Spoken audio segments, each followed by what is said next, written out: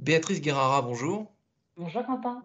Alors, je vais vous demander d'être honnête et sincère avec moi et de m'avouer un soft skill que malheureusement vous n'avez pas et peut-être sur lequel vous travaillez depuis de longues années déjà pour tenter de vous corriger. Mais c'est dur, n'est-ce pas, de se corriger. Écoutez, c'est une très bonne question. S'il y a bien un soft skill sur lequel je bosse depuis déjà un petit moment, c'est l'adaptabilité. Moi, je suis quelqu'un de très carré, j'aime les rétro-plannings et j'aime quand ça déroule. Et la vie de start-up, hein, vous le savez bien, c'est pas quelque chose de linéaire et il faut constamment apprendre à s'adapter. Donc, je bosse dur sur cette compétence humaine. Merci pour votre sincérité.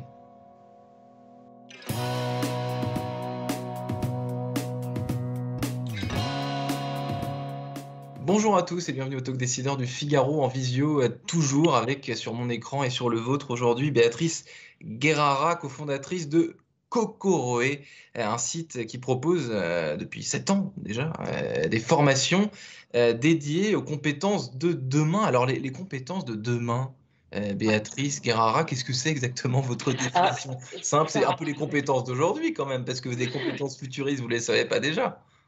C'est un bon point de départ. Alors, quand on parle de compétences de demain, hein, c'est vraiment au sens large. Ce sont toutes les compétences dont on a besoin pour se développer dans le monde de demain. On se réfère très souvent aux fameux soft skills, à ces compétences humaines qui ont été définies par le forum de Davos. On parlait d'adaptabilité justement en introduction. C'est aussi la créativité, la résilience, l'esprit critique. Bref, tout ce toolkit, ce bagage professionnel dont on a besoin pour se développer et surtout pour évoluer dans le monde professionnel. Et les soft skills, est-ce que ça se travaille? Est-ce que ça se développe?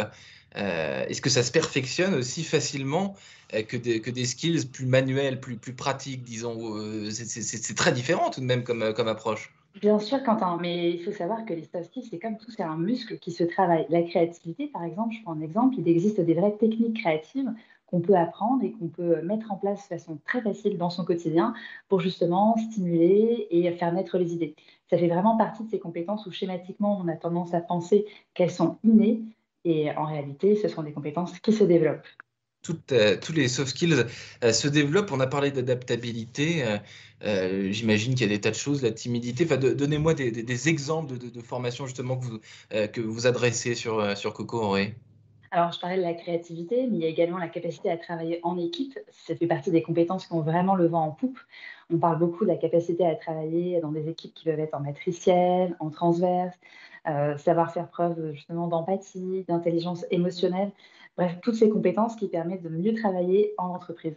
Travailler en équipe et à distance, Ouais. vous me tendez une perche, Béatrice Guerrara. Est-ce que pendant le confinement, pendant ce télétravail forcé, est-ce que vous avez vu sur votre site des pics, des booms d'intérêt pour certaines compétences? Parce que travailler en équipe de loin, Ouais. c'est quand même très différent C'est que un travailler vrai en casse-tête. équipe Tout à en fait. Alors, discutant pour de vrai, quoi. tout à fait. Nous, ça fait vraiment partie en fait des tendances qu'on a vu clairement exploser. On avait commencé à se positionner sur des techniques de télétravail, des choses toutes simples, hein, comme comment organiser sa journée de télétravail lorsqu'on est en solo. Et ensuite, on a vu émerger toute une kyrielle de thèmes sur lesquels on a été sollicité, comme par exemple comment créer de la vie d'équipe à distance. Et là, il y a des techniques qui existent pour en créer des rituels hebdomadaires, pour apprendre à faire un feedback à distance, mais aussi pour apprendre aussi à se déconnecter et à rompre l'isolement lorsqu'on est tout seul pendant des jours devant son bureau qui est à la maison, quoi.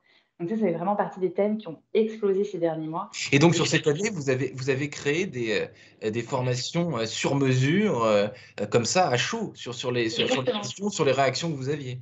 Exactement, en fait, c'était la première fois qu'on a eu une telle demande sur des thèmes en urgence, en fait, parce que du jour au lendemain, beaucoup d'entreprises qui étaient assez traditionnelles sont basculées dans des modes télétravail. Mmh. Ouais. Et au-delà de juste fournir un outil, fournir un ordinateur portable, c'est une vraie culture qu'il faut changer. C'est une posture, c'est un mode de management qui change. On n'est plus dans un mode où il faut être derrière le collaborateur, derrière son dos pour s'assurer qu'il est connecté. Il n'est pas non plus dans le bureau à côté. On ne peut pas passer une tête et voir s'il y est. Il faut Mmh. apprendre à lâcher prise. Et donc, c'est effectivement la première fois qu'on a été sollicité autant en rush, si je puis dire, sur la création de formations sur mesure sur ces thématiques. Alors, est-ce que Béatrice Guerrara, avec la tech, la distance, tous ces canaux de communication qu'on a sur nos laptops, sur nos smartphones, est-ce que ça rend la formation plus obsolète, disons plus rapidement qu'avant? Est-ce qu'aujourd'hui, l'offre de formation peut changer du jour au lendemain, peut-être pas d'un mois à l'autre, mais d'une année à l'autre, parce que il y a eu des progrès, si tant Bien est, sûr. la notion de Alors, progrès est à relativiser, mais non, mais on voit un impact, c'est vrai, on voit un impact à deux niveaux. Un, sur tous les sujets, typiquement, on traite beaucoup de sujets comme l'intelligence artificielle, la blockchain. On a fait des formations, par exemple, sur les crypto-monnaies. Bon, bah, écoutez, oui. aujourd'hui, on parle de Starlink, d'Ethereum, etc. Il y a 3 ans, on n'en parlait pas. Donc, effectivement, ça nécessite finalement qu'on ait aussi un time to market en matière de formation vraiment très affûté. Et ensuite, il y a un deuxième changement, c'est plutôt dans les usages des apprenants. Aujourd'hui, ils sont habitués à avoir tout le temps, tout le temps, tout le temps du nouveau contenu. Ils n'ont plus un catalogue de formation qui est figé. Ils s'attendent à avoir chaque mois 2, 3, 4, 5 nouvelles formations à découvrir. Donc ça nous impose une vraie rigueur éditoriale. On n'a pas encore le rythme de la presse tel que Figaro, avec chaque jour un nouveau sujet, mais il faut que chaque mois, on ait des nouveaux sujets qui soient dans l'air du temps et en phase avec l'actualité. Mhm. Et justement, en matière d'adaptabilité, parlons de votre offre en 7 ans. Est-ce que vous avez retiré tout bonnement des offres de formation en voyant que ça ne marchait pas ou alors qu'elles n'étaient plus adaptées? Parce que 7 ans, à l'ère du numérique, finalement, c'est quelque chose. Comment est-ce que vous faites le tri entre des formations qui ne marchent pas, celles dont les gens n'ont plus besoin? Expliquez-moi un peu tout ça, les coulisses de la mise en ligne de C'est une très bonne question. Alors, nous, il faut bien savoir que lorsqu'on lance une formation, pour nous, il faut avoir validé avant sa pertinence. Donc, on travaille à la fois sur des recherches qualitatives et quantitatives. Quantitative, ça va être des études de tendance, ça peut être à la fois des alertes Google Trends, de la veille, pour identifier des sujets qui remontent. Vous voyez, je vous avais parlé des crypto-monnaies, de la blockchain, ça fait partie des sujets qui en ce moment reviennent sur le devant de la scène avec la flambée des bitcoins. On voit ces tendances qui émergent et qui reviennent. Et en parallèle, on a créé en fait une roadmap collaborative qui est enrichie par tous nos partenaires qui vont noter des indices d'intérêt.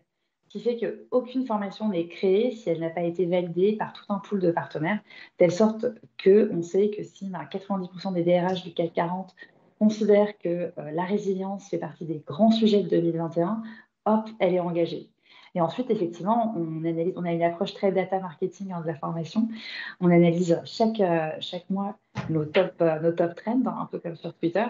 Et lorsqu'il y a un sujet qui est considéré comme vraiment classé dans l'air du temps, hop, on le sort du catalogue. Par exemple, on a fait beaucoup de formations dans les débuts sur la photo, et en fait, on s'aperçoit que ce n'est pas les thèmes qui marchent beaucoup. Hop, on les sort du catalogue au fur et à mesure. Mhm. Est-ce qu'aujourd'hui, Béatrice Garrara, on forme, est-ce que vous avez évalué d'ailleurs, parce que évidemment ça se fait, est-ce que vous avez évalué le degré des formations qui ne sont plus d'actualité? Est-ce qu'on continue aujourd'hui à former des gens, des actifs sur des compétences qui sont obsolètes? C'est une bonne question. Je dirais que on n'a pas d'études officielles sur ce sujet, c'est plus des ressentis, des sons de cloche qu'on a des DRH. On sait certaines formations universitaires qui sont des voies de garage et qui forment à des métiers qui n'existeront plus demain. Je vais me faire taper sur les doigts, mais dans la traduction, il y a encore beaucoup trop de traducteurs qui sont formés et qui vont se faire disrupter par l'IA, on le sait. Ensuite, plus tard dans la monde de la formation professionnelle, il y a beaucoup de sujets qui restent dans l'air du temps, mais les méthodes ont changé et les modes de formation sont plus adaptés. Vous voyez, on voit avec le confinement. Ouais. Mais vous parlez de la traduction et de l'IA, mais l'IA est applicable dans beaucoup de secteurs, on le sait. Donc j'imagine qu'il n'y a pas que la traduction qui est concernée par cette offre de formation qui, enfin, encore une fois, était valable, enfin, on ne dit pas que ça sert à rien, mais si on est honnête Ouais. avec ce qui se passe, avec les progrès technologiques, évidemment, il faut relativiser l'utilité professionnelle, en tout cas, de certaines formations. Bien sûr, non, mais c'est tout à fait vrai. Il y a certaines formations qui peuvent sembler bien désuètes et à côté, il y a d'autres boulevards qui sont créés. On parle de l'IA, l'IA, c'est aussi la voie à plein de nouveaux métiers. On parle de data marketer, on parle de développeur IA, on parle de data scientist et nous, notre enjeu, c'est de plus en plus se positionner sur ces nouveaux métiers, ces nouvelles compétences qui émergent et qui sont dans l'air du temps et qui, on le sait, vont à la fin fournir un emploi, fournir un job, quoi. Et ça compte par les temps qui courent. Béatrice Guerrara, c'est ma dernière question. Pour vous, est-ce qu'il y a une formation, un soft skills, et je rebondis là-dessus sur ma première question, qui ne sera jamais obsolète, qui sera toujours valable et peut-être même d'ailleurs selon vous la compétence reine, c'est Ouais. quoi? Alors pour ma part, c'est la créativité. C'est celle qui ne sera jamais disruptée et l'intelligence émotionnelle. J'en mets 2. Parce que là, pour le coup, aucune IA pourra reprendre votre créativité ni votre intelligence émotionnelle, c'est-à-dire votre capacité à comprendre, à sentir votre interlocuteur et à savoir faire preuve justement de sensibilité et d'écoute active. Et comment est-ce que vous perfectionnez, comment est-ce que vous étayez cette compétence? Si je parle vraiment de ce que vous proposez.